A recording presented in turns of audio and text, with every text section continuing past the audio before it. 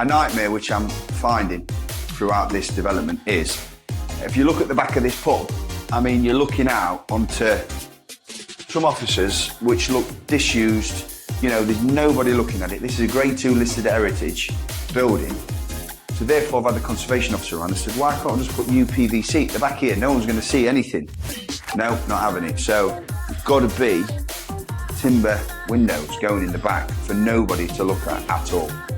You know, and you only probably get 20 years life expectancy out a window, and that's with painting it regular as well to protect it, which is a wind up. I do get conservation areas and preserving the looks of buildings, but there needs to be some leeway. I mean, that manky looking tree there is going to look at all these wooden windows. Now there's 14 windows. Bearing in mind that UPVC window would be about £180. Instead, it's going to be £890, which is absolutely ridiculous. You know, it's a wind up because you've got some manky tree looking at it and a corridor, which is a walkway around the back, which nobody's going to look at. I get it on the front, you know, them windows are coming in at £2,200. I get it, preserving the heritage, the look of it, yeah, you know, it's going to look really nice when they're done. They're going to come at a price and they're going to have the sound design glass, but out here nobody's looking at all. It's just ridiculous, it's just ridiculous. And in this particular building as well, what they're saying is these walls cannot be touched. So if I've got a socket here, this has to be surface mounted and trunking. I cannot chop and grind in. I cannot put a box which is sunk into the wall. It's got to be surface mounted. So, I mean, it's not going to look the best. And for me, you know, what the argument is that if for whatever reason this building wants to be put back to its natural state, whatever it was, I think this is a purpose-built hotel, that we can whip the surface mounting off, even though you're going to have screw holes in anyway, and it can be put back to its natural state. It's just, but what can I do? It's absolutely outrageous, really.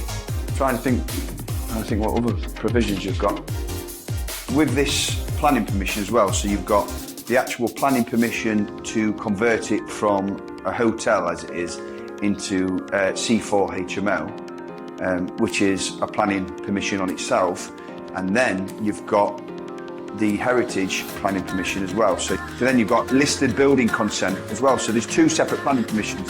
So if I wanted to change anything, if I wanted to get rid of that, then it'd have to go back to listed building consent. You know, if I wanted to chop a socket into there, back to listed building consent. And the conservation officer, you know, I do feel her frustration. She's been allocated 2 days a week, and obviously Mansfield, Nottinghamshire, where I'm doing these developments, it's basically one big conservation area. So how the hell are you meant to do things efficiently and on time? You know, time is money. It's one big wind-up, and it's frustrating. It really is, and ultimately costs you money, which is a nightmare. You know, you've got this window out here.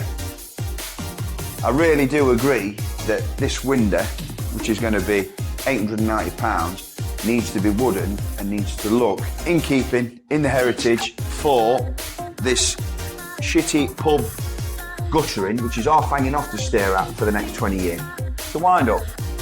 It really is. But there's nothing I can do, I'm afraid. There's loads with this, because I bought it with a planning, I'd have done a million and one things different. You know, on the 6-bed HMO, there's 2 kitchens. If I wanted to change things about again, you know, straight back to planning, on both planning, it'd just be an absolute nightmare. So everything's got to stay the same. But I would have designed things a hell of a lot different. Rog likes getting on camera, don't you, Rog? Again, I'm like, do a breeze back in there, couldn't he? No, we just had some folk out here. Obviously seeing camera, started fucking dancing about and saying, "You've got to have fun, mate. You've got to have fun. You've got to have fun." Oh, it's going to be good viewing, that, isn't it? I can't wait for you to send me that, Tom. So, as you can see in this room, if you look at the coving, that coving is protected. So, Grade 2 listed buildings, anything on the inside, as I said, needs planning permission to change, do anything. So that coving is actually in on a condition that the drop ceiling has to be above. So as you can see, the drop ceiling is about 50 mil, 100 mil above it, which is an absolute ball ache to do. You know, I'd have dropped it well below it. And you look at some of the coving here, if you look at this, look at the state of that. It's got to be replaced like for like, or patched in. I mean, it's what's fucking ripping off. It's what's taking off. But, here to test you.